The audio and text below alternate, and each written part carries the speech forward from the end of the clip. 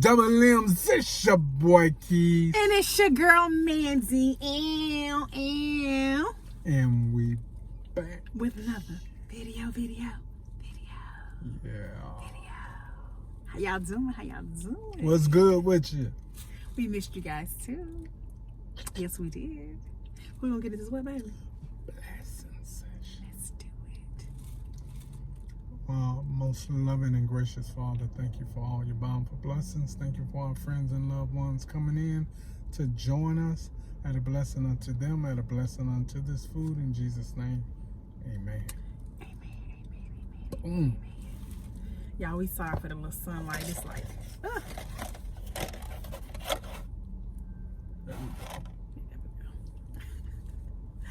the sunlight, y'all. Can y'all see that food? I have Bejin beef, so this Keys, and we have chow mein noodles. Yeah. And vegetables. That's our little favorite. Yeah. Beijing beef. Yeah, we like that from Panda Express, y'all. And they have their green vegetables. They had fresh vegetables coming up, so that's always a plus. Yeah, we just came back, y'all. From out of town visiting family. Yeah, so I had to get that in because didn't go for the holidays. And see our mothers. We had a good time. So we went to go see one and we got to go see the other one soon.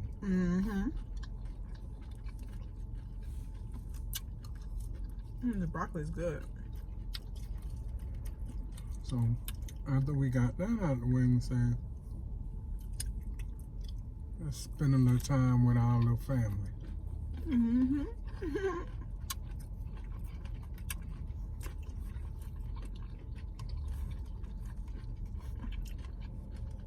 Listen, y'all. We only got bowls because we don't like wasting food and we don't eat a whole lot. And then it was like, I'm pretty sure you're tired of seeing car bones, but we're gonna really wait to get home. You don't care when to eat this. We out and about shopping, y'all. We've been to Target. Some nail salon, got wax.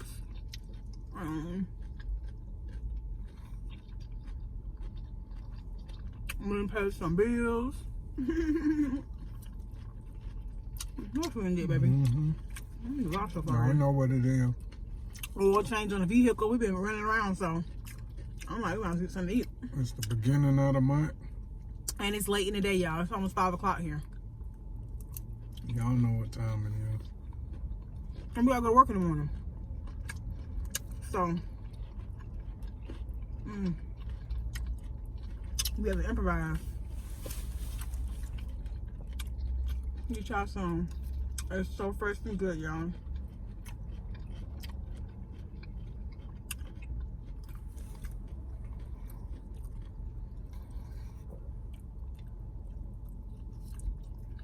Let me try some chow mein noodles. Chow mein.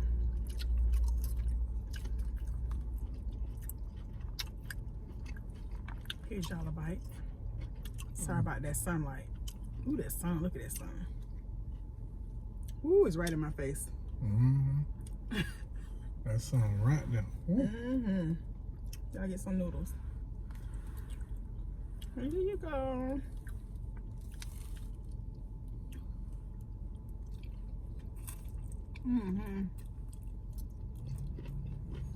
They're good.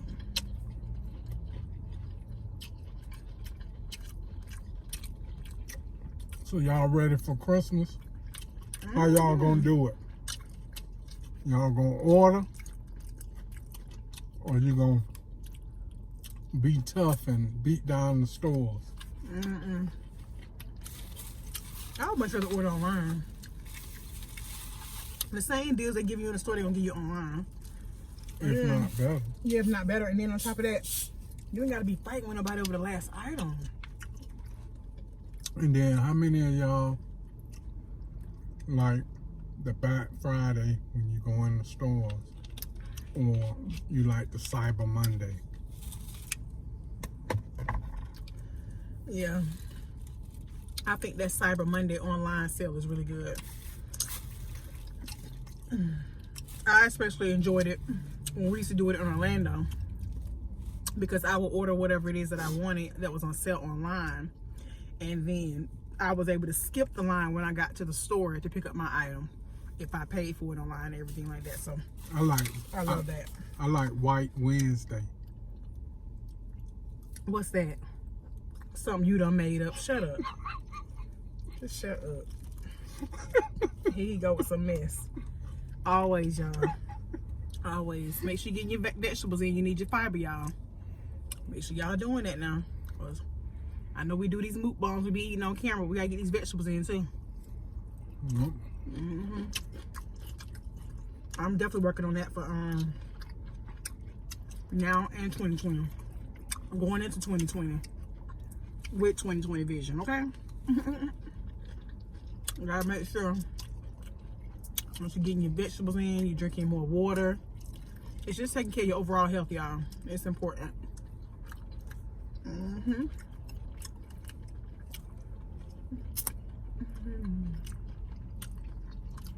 And I love vegetables anyway, so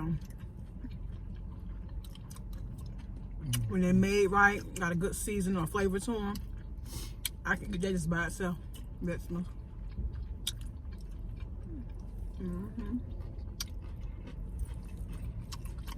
I'm about to eat all my vegetables too.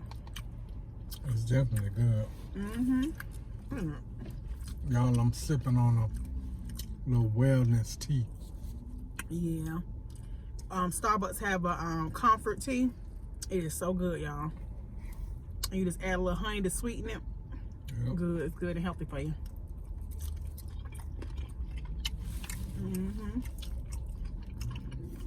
And especially out here because allergies so bad, it's really good to have a tea like that with that mint tea flavor in. And I ain't really the person that usually have like allergy problems. But my allergies been like on go here. Oh yeah. It's true. And we know what it is, all the trees and pollen, and you know, when you live in a country area, it's like that. Because a lot of people that I work in the allergy clinic sometime, and I've heard a lot of people say, you know, I didn't have allergies where I lived at before, but when I moved here, my allergies just got really, really bad. And they have to get all these different concoctions mixed up and get their allergy shots once a month, and oh yeah, it's bad. But luckily we've been able to just use Zyrtec, and that's been kind of like helping us. Taking it every day. But you guys, we went to go see a movie while we was in Panama City visiting family. Went to the movies with my sister, hung out with her, and we went to see Queen and Slim. Such a good movie and message. I enjoyed the movie. I didn't like the ending so much, and I won't talk about that because I don't want to spoil it for anybody who hasn't seen Queen and Slim. But Queen and Slim is just like a movie like Black and Blue, the one Tyrese did. What's another one they did? When They See Us. What's another one? When They See Us. When They See Us by Ava. I can't think of her last name. The director who did that movie that's on Netflix. When They See Us, one that you know was very emotional about the young boys. Oh. Like all these movies, these movies that yeah. have been coming out, y'all, have been like making us more aware of police brutality on African Americans, and just talking about, just basically helping you understand what you need to be looking for when you out here in this world and in your community, and how a lot of times just, you know, just being black can be just a strike against you altogether. You know what I'm saying? We already know that. But I like these movies they've been putting out right now, because they're not slave movies. They're awareness movies, like making you aware. Self-awareness. Self-awareness, yeah, of your surroundings and how to conduct yourself and how to be when you do get pulled by the police. And we happened to get pulled by the police while we were on our way to visit our family. Yep. Y'all already know what I did. I immediately start recording. I might put a little clip in that in here. Roll your window down. Thank you. You're speeding 71 and 55. Good address on your license? I immediately start recording, y'all. And the officer saw me recording. He didn't say anything about it. He just, he I could tell he wanted to get a little crunk on us, but then he calmed down and started being very cordial. Yeah, he was an older guy. Yeah. And he was a pretty decent guy. But he was trying to overtalk you and stuff like that. He was doing that now. But the thing was, we were going the speed limit. Speed limit was like 55. Mm-hmm. So I guess when the town, in PC. Well, Panama City, they had the Hurricane Michael. So, they had a lot of stuff get torn, and the town doesn't even look the same. You know what I'm saying? It's going to take years for the rebuilding process of Panama City. But anyway, like he was saying, they had a sign that said 55. Speed limit sign. Mm-hmm. So I continued driving at 55. He's saying there's a landmark. There's a landmark. I guess there was 45 for you to decrease your speed, but there's no sign. But because the sign got blew down or tore down, they didn't put another sign up. So the guys, the police said, well, there's a landmark for the people that stay here. They know the landmark to slow down. First of all, even if you live in a town, you can't expect somebody. People driving through there all the time. Yeah, regardless, you can't expect somebody to know about a landmark. That don't even sound right to even say, hey, the speed is 55 in this area. But when you reach this landmark, that means when you reach Walmart, the speed limit is now going to 45. Well, then if Walmart is the landmark for that speed limit, you need to have a sign. I don't care if you got to make it out of cardboard. I don't care if you got to make a metal one and stick it in the ground. Whatever you need to do as a city and as a county, you need to make sure that sign is visible and that everybody knows the speed limit is now been reduced to 45 miles per hour. We didn't know that, and I know he gave us a courtesy warning because he knew that wouldn't hold up in court, and I had it all on tape recording it. Like, who are you playing with? Because if you even give us a ticket of $200 some, if you even try to give us a ticket, I will be in court with this recording. Trinka, you a with cop? This recording. Yeah, Trinka, tell us what's up with that. How that sound? People in the town know the landmark. I'm supposed to know a landmark. So I can slow down. And then this officer's telling us this, but he's visibly looking at our license and know that we don't live here. And then he had this nerve to say, what brings you to Panama City? Okay, so the people who live in the town should know what the landmark is. That's number one, you said that. Number two, you asked us what brings us here, so that means you know we don't live here. Sir, are you even making any sense? Sometimes I think these officers are just so they've been so powerless all their life. They probably were bullied in school, all kind of things. I really do believe that. I believe that a lot of people that become police officers or people that want to be in authoritative positions have been bullied in life, and they trying to take some type of power back in their life by taking on these kind of jobs. And then you have those who do it because they want to protect and serve, and they really want to do a service to the community. So don't get me wrong, all cops don't think like that. But I think for the ones who have that ego and that nasty disposition off the bat, you haven't even said a word yet, and they already trying to kind of like give you a little attitude. There's something about you that was powerless all your life, and you're looking for power now because you never had it throughout life. You never knew who you really were, so you're trying to find a community, a group of people to support. You're trying to be a part of something bigger than yourself because you don't feel like there is anything big about you.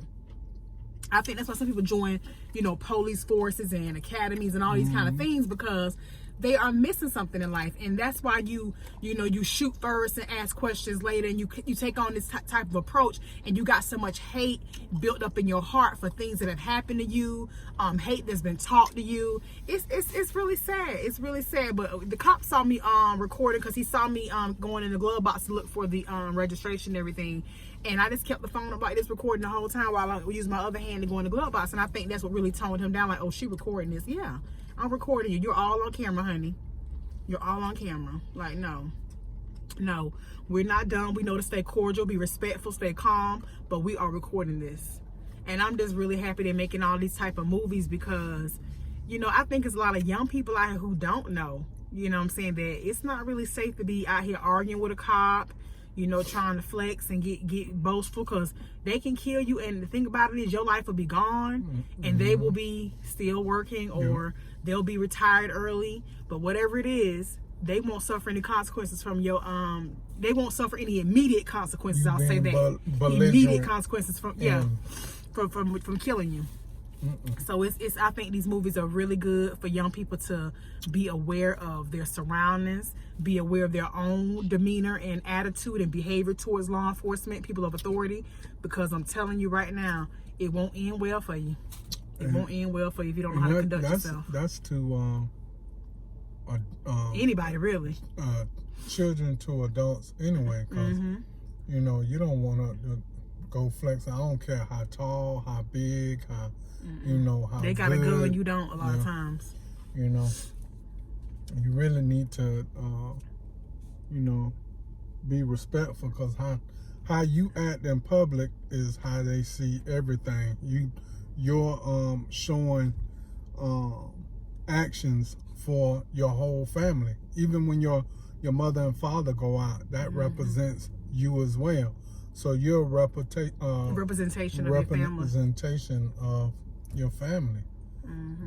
So you got to be really, really, really cautious on what you're doing, what you're saying, and how you presenting yourself. Yeah, how you come across to people, because, you know, like I said, these cops already have like an attitude, some of them, when they pull you over.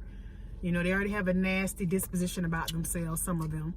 So if you match that, all you're doing is giving them an excuse they wanted anyway to do what they're going to do to you. Drag you out the car, bang you up against the car, bang you up against the ground. You know, anything they can do to take their aggression out on you. You know, some of these officers never made it to WWE.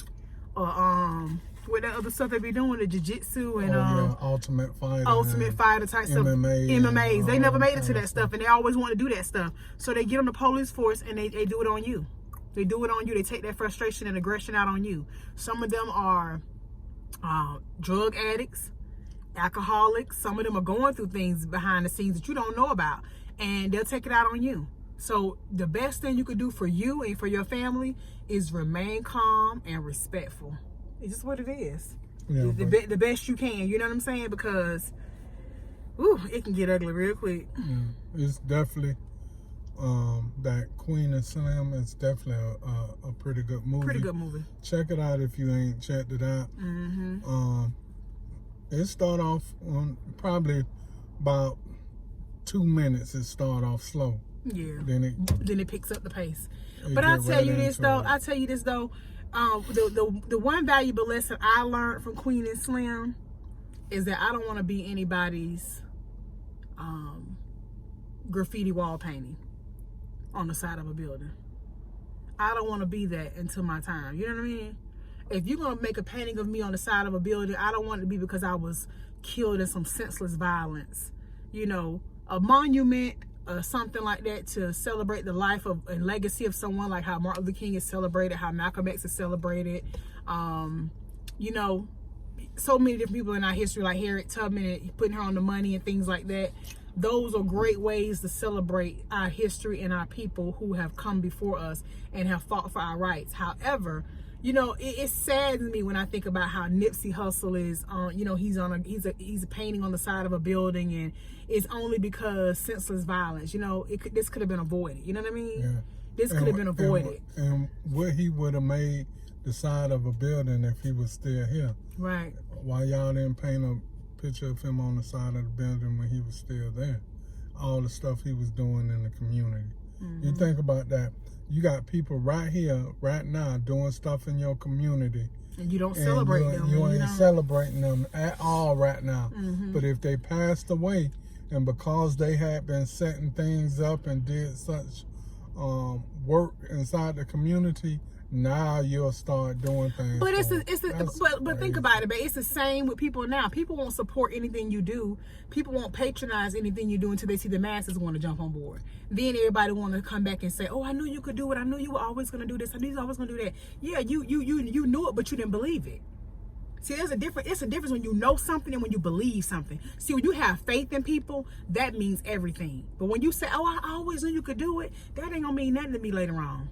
That ain't gonna mean nothing to me. I ain't even want to hear from you later on. If you always knew I could do it, share some of the content. Yeah, do something that's gonna elevate. And faith without works is dead.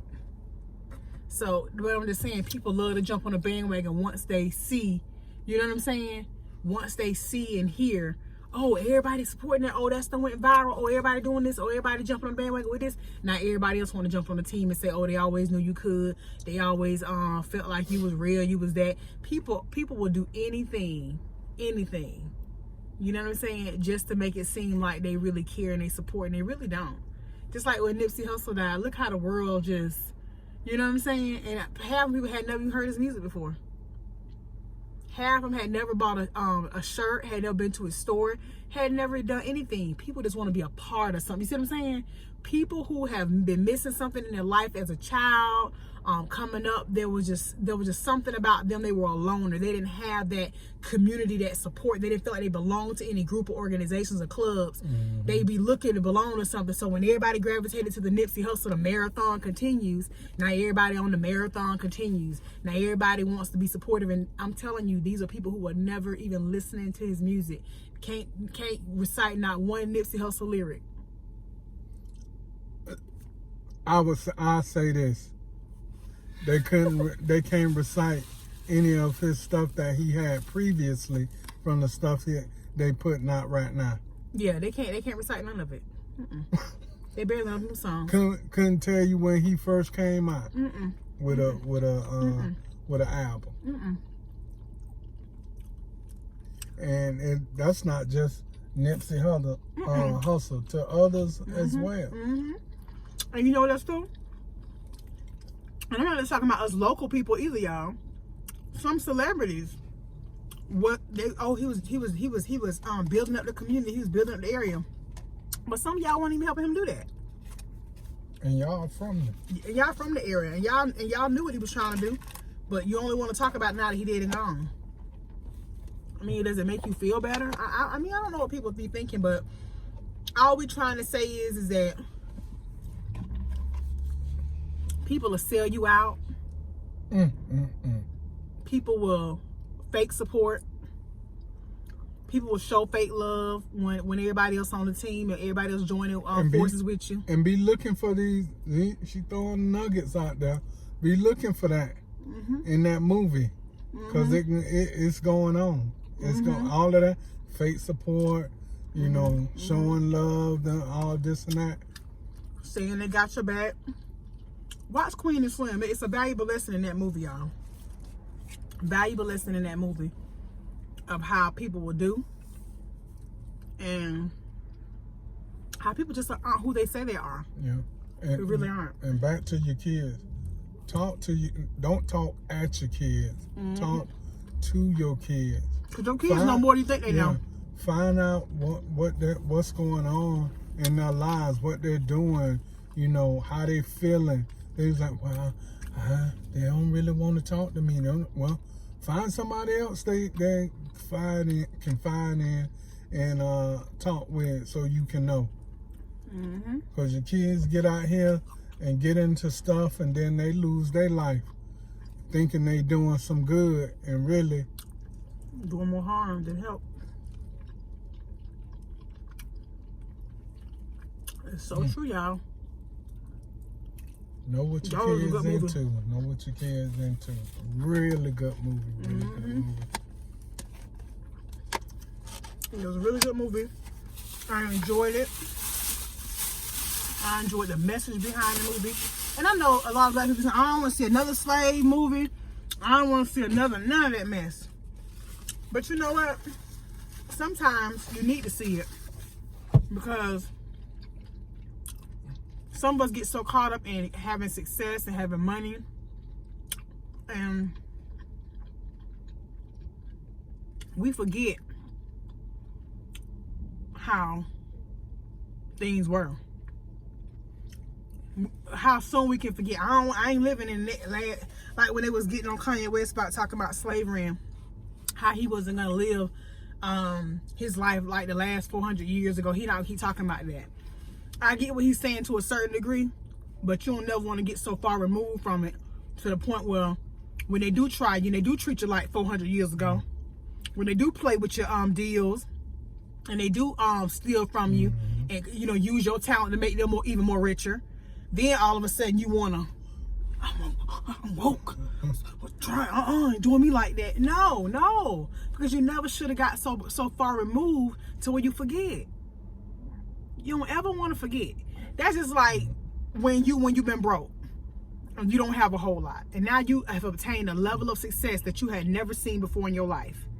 You don't want to ever get out here, oh, I'm a flex on, I'm balling, I'm doing this. Yeah, it's okay to be happy that you got money now. You're not in a financial bind anymore. You're going to pay off some debts. You're going to put yourself in a better situation. Yes, but you don't ever want to forget what it felt like when you didn't have. To climb up that ladder. Man, you don't ever want to forget. Get there. Yeah, you don't ever want to forget. You'll never want to get so far removed from those times, they don't even cross your mind no more. I want to always, no matter what God give me, no matter where he takes me and my husband, I want to always be humble. I want to always be doing kind acts for other people. I want to remain who I am. Money can't change me. Money can't do nothing but take care of the living and bury the dead. That's right. My mama always taught me that money do two things: to take care of the living and to bury the dead. You should not be so caught up in money that your human character is compromised. You almost like turn into a savage on people about money. Money controlling every move, everything you do, how you treat people, how you act, even how you treat yourself. Come on. Don't never let the money change you. Yeah. The money might change the things around you.